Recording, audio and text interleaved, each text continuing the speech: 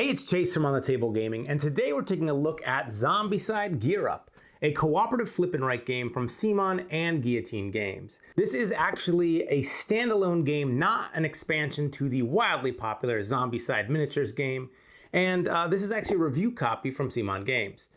So this game itself is for ages 14 and up and can be played solo or with up to 6 players in about 30 minutes. In this video, we're going to give a brief gameplay summary, talk about what's in the box, and give our thoughts on if this is a game you should write off or should you get it on the table. In Zombicide Gear Up, you take on the role of survivors from the Zombicide setting, battling off an array of zombies before trying to take on a Zombicide boss. The game plays out over 2 9-turn rounds. In the first round, you face generic and specialist zombies, while the second round adds a powerful Zombicide boss. You're going to need to survive this boss and take it out to win the game. Now, each turn you flip a card over to reveal which weapon you can use and which enemies activate. Zombies move down 3 streets marked on the side of your card, attacking you instead of advancing when they're in the final street. Now, to defeat these zombies, you have an array of weapons, but they attack in patterns. Now, these patterns can be flipped or rotated or mirrored as you attempt to fill in all the boxes to dispatch your opponents. Now, there's a catch though. Patterns cannot overlap with your previous damage marks, and your patterns can't go outside the edge of the zombie hitbox. But don't worry, if you can't make a pattern, you can always elect to mark one single square instead of the full weapon shape. It's a pretty big trade-off, but in the zombie apocalypse, you gotta do what you gotta do to survive. So zombies deal damage to survivors based on the number of stars left on their card. So careful shooting on their approach can weaken them, but zombies always have at least 1 star outside their box. They'll always do some damage to you if you don't finish them off before they get to you. So now you can also shoot power-ups to gain ammo, which you can spend to fill in single boxes on enemies, or armor that can block damage. And when all the squares are filled in on a zombie, it's dispatched, and you can unlock and upgrade 1 slot on one of your weapons. Now, in the second round of the game, you repeat the same process all over again, this time adding in a zombie boss. The game comes with 6 unique bosses, and when I say unique, I really mean it. I mean, there is a zombie pyramid of cheerleaders.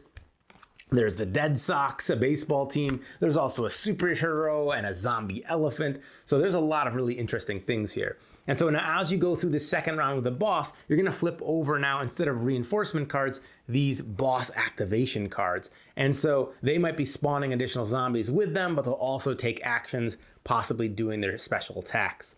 Now, hopefully at this point, you've used the first round to gear up and get as much ammo and armor as possible so that you can take down this boss. And that's really where the game gets its name, and that's just kind of a quick overview of this flip and write mechanic. So when you pick up Zombicide Gear Up, you get 6 survivors to play as, with 2 sides to play, a solo and a cooperative side. Now each hero has unique weapons, and in the rare case where some of the patterns might look similar, the weapons upgrades make them behave dramatically different. Now each survivor has the keywords listed on their card, with the generic ability at the top and the survivor specific keywords underneath.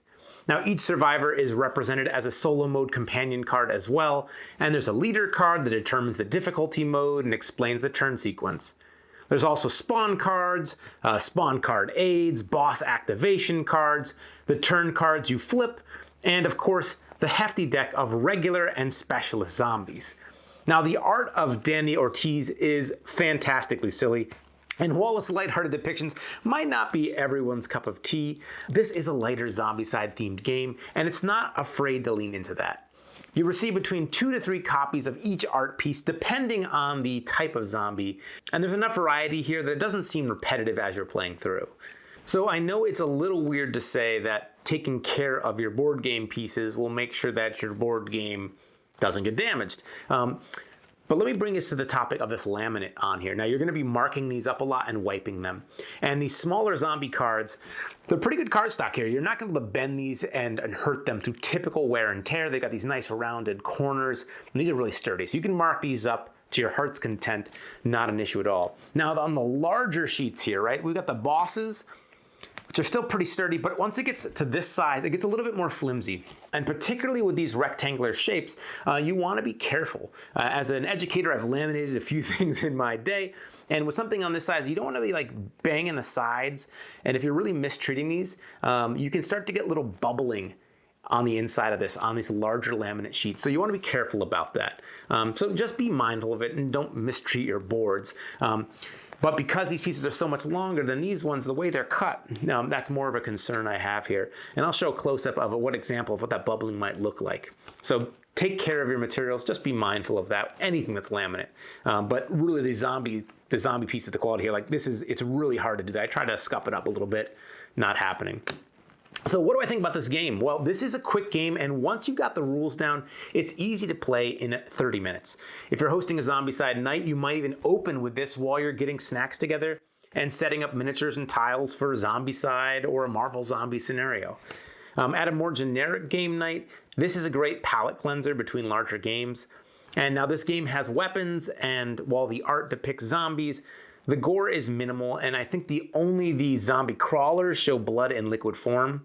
You know, I always defer to parental discretion, but mechanically, it's easy to grasp, and a middle school age child could totally play this game. So as far as flip and write games, this is on the more complicated side, sure. And while the rulebook has a few pages of abilities listed, and that can seem daunting, these abilities are clearly listed on the survivor cards, so you're not caught flipping through the rulebook trying to figure out how your weapons work. I'm always a little wary of when properties start to expand beyond the original IPs. When do they take things too far?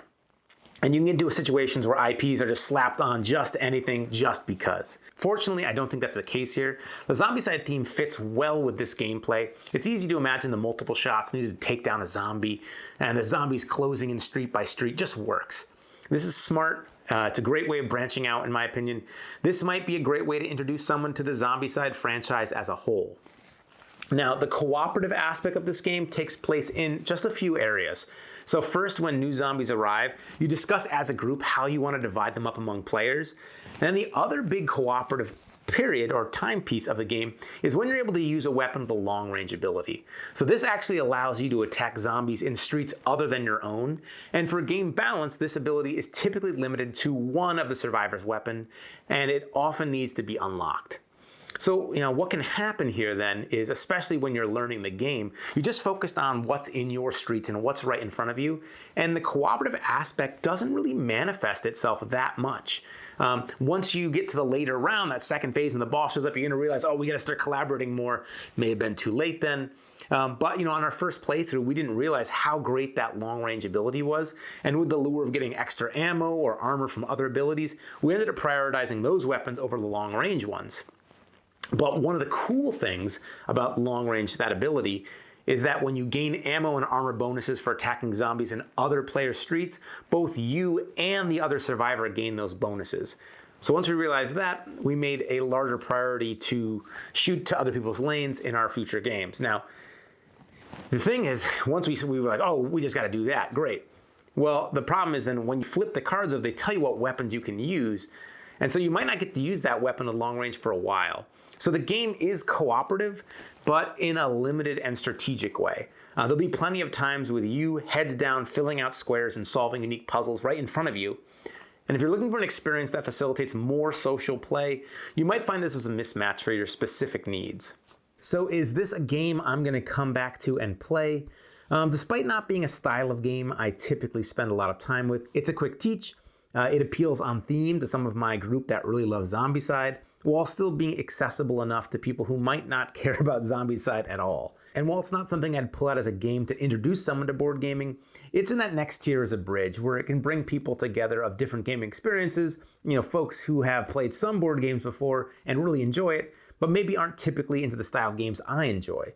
As someone who's really into zombie miniature games or Bloodborne or Massive Darkness, this is a game I'll have in my collection as a backup game. It's a game I might bring to a meetup when I don't know what other people are bringing, or if I'm bringing a large, more complex game. I'll put this in my bag as well, and that's not a bad niche to fill. Conversely, while it's not a Zombicide miniatures game, there's enough echoes of it here, and with the slowly approaching horde and thinking about your positioning, in this case the positioning of your weapon hits, that you get a little taste of that theme, and that might be a great bridge for you into the larger Zombicide world. Be sure to let us know in the comments below what you think about Zombicide Gear Up, if you've got any questions, or if you've purchased it, any tips or thoughts that you have.